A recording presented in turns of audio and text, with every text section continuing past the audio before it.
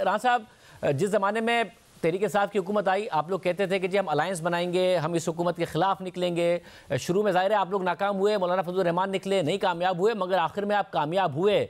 उस वक्त बहुत गैर संजीदा लेते थे इमरान खान साहब आप लोगों को। वो कहते थे कि जी आओ, मैं तो ख़ुद खाना ऑफ़र करूँगा, आओ यहाँ पर धरना दो। फिर कहते थे मैंने बंदूक की नशिस्त पर रख लिया है, मगर आखिर में आप लोग कामयाब हो गए। अब तहरीक इंसाफ कह रही है कि वो ग्रैंड अलायंस की तरफ जा रहे हैं। आप कहीं गैर संजीदा उसी तरीके से तो नहीं ले रहे हैं जिस तरीके से इमरान खान ले रहे थे? जी बिल्कुल, हम भी उसी तरह से इनको जो है वो गैर संजीदा ही लेंगे और इन्हें मौका होगा कि ये ठीक है अपना हुनर जो है वो आजमाएं और इस बारे में जो है वो ग्रैंड अलायंस बनाने की ये बात कर रहे हैं। हमने पीडीएम के नाम से ग्रैंड अलायंस बनाया था, तो अब ये जदोजहद जो है वो इनके हिस्से में आई है, इन्हें करनी चाहिए। ऐसा, मगर आपका जो इतना कॉन्फिडेंस है और इनको गैर संजीदा लेने का कॉन्फिडेंस है, क्योंकि खान साहब ने इसलिए लिया था क्योंकि उनके एस्टैब्लिशमेंट से मामला बड़े अच्छे थे। जनरल बाजवा पाकिस्तान की तारीख के सबसे जमहूरी आर्मी चीफ थे उनकी नज़र में। जनरल फैज़ हमीद DGI लग गए थे। तो आप लोगों का कॉन्फिडेंस किस वजह से? देखिए, कॉन्फिडेंस की वजूहात तो मुख्तलिफ वक्त में मुख्तलिफ होती हैं, लेकिन इस्टेब्लिशमेंट या अगर आपका इशारा अदारे की तरफ है तो उन्होंने जो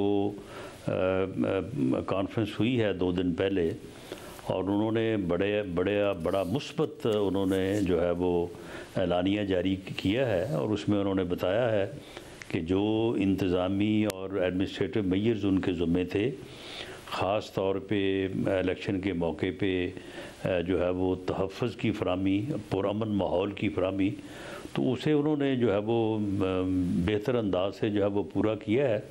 बाकी उनका किसी मामले से लेन देन नहीं है और बाकी जो इनकी तहरीक है या इनकी जो मुहिम है वो इलेक्शन कमीशन के ख़िलाफ़ है, हमारे ख़िलाफ़ है, तो ये चलाएं या फिर हमारे साथ बैठ के पार्लिमानी कमीशन इन्होंने बनाया था उस वक्त, तो उस तरह का पार्लिमानी कमीशन भी बन सकता है। इलेक्शन ट्रिब्यूनल्स हैं, इलेक्शन ट्रिब्यूनल में जाएंगे, वहाँ पे जाके अपना मुकदमा लड़ें। जो मुल्क का आइन और कानून कहता है उसके मुताबिक ही इनको चलना पड़ेगा। ऐसा, मगर आप इस वक्त जो वज़ीर आला खैबर पख्तूनख्वा अली अमीन गंडापुर वो ख़ुद इतवार के दिन इमरान खान साहब की हिदायत पर क़यादत करेंगे प्रोटेस्ट की। जब आपकी हुकूमत थी 2013 से 2018 के दरमियान, तब भी जो बेस बना था प्रोटेस्ट करने के लिए वो खैबर पख्तूनख्वा था। परवेज़ खटक साहब खुद लीड कर रहे होते थे और आपने देखा उस किस्म के उस वक्त क्या विजुअल्स होते थे। हुकूमत वो आपकी नहीं गिरा पाए, मगर एक इंस्टेबिलिटी की इन्वायरमेंट रहती थी, स्टेबिलिटी का जो तासुर था वो जाता रहा। अब भी खैबर पख्तूनख्वा अगर इसी तरीके से बेस बनेगा तो आपके लिए प्रॉब्लम करेगा।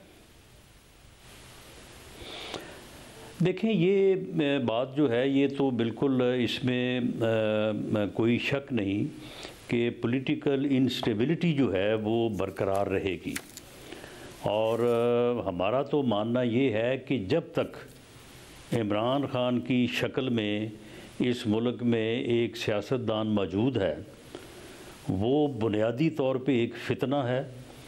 उसका एजेंडा ही ये है कि मुल्क में अफरा तफरी रखनी है और पॉलिटिकल इंस्टेबिलिटी रखनी है ताकि मुल्क मुआशी तौर पे जो है वो आगे ना बढ़े।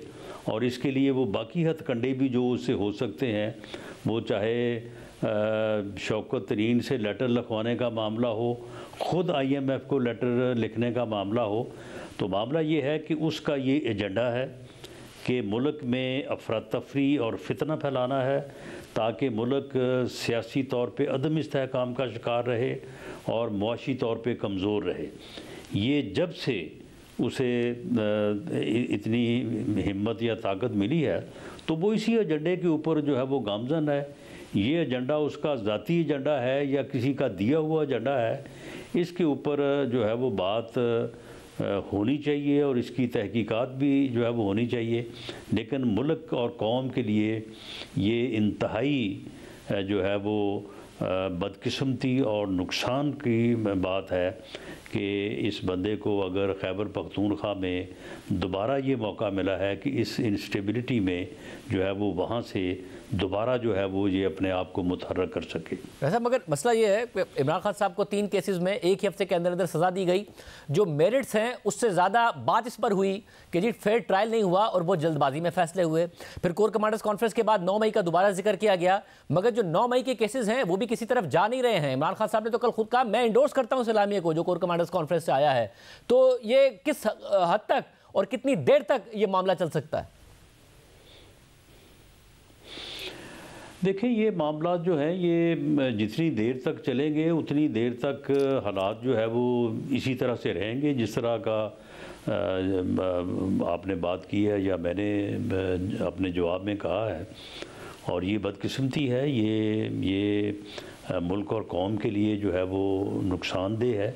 इससे मुल्क जो है वो आगे बढ़ने से जो है वो रुका रहेगा और इसका ही नुकसान पहले भी जो है वो हुआ है। पहले 3.25 साल उसने मुल्क में अदम इस्तेहकाम जो है वो अपनी हुकूमत, अपनी पॉलिसियों और अपनी जो एक उसकी ज़िद थी कि मैं किसी को नहीं छोड़ूंगा, मैं उसको भी पकड़ूंगा, मैं उसको भी जेल में डालूंगा, उससे जो है वो उसने एक माहौल इस तरह का बनाए रखा। उसके बाद फिर अपोजिशन में भी उसने यही काम जो है वो किया। अब भी सूरत हाल जो है वो कोई मुख्तलिफ नहीं है। तो बहरहाल ये एक इज्तिमाई तौर पे जो है वो एक कंसर्न है कि पूरी कौम जो है वो इस मामले पे सर जोड़ के बैठे कि इस फितने से जो है वो किस तरह से उन्होंने ख़ुद को जो है वो नुकसान से और फितना परवरी से जो है वो बचाना है। वैसे मगर इस सब में आप लोग तो जब तक ये है उस वक़्त तक जो है वो इस मुल्क में अमन हो या इस मुल्क में जो है वो फितना गरी और अफरा तफरी ख़त्म हो, ये मुमकिन नहीं है। वैसे मगर इस सब में उसका वजूद आप लोगों जो है ने वो इस बात का ज़ामन है कि ये चीज़ें रहेंगी।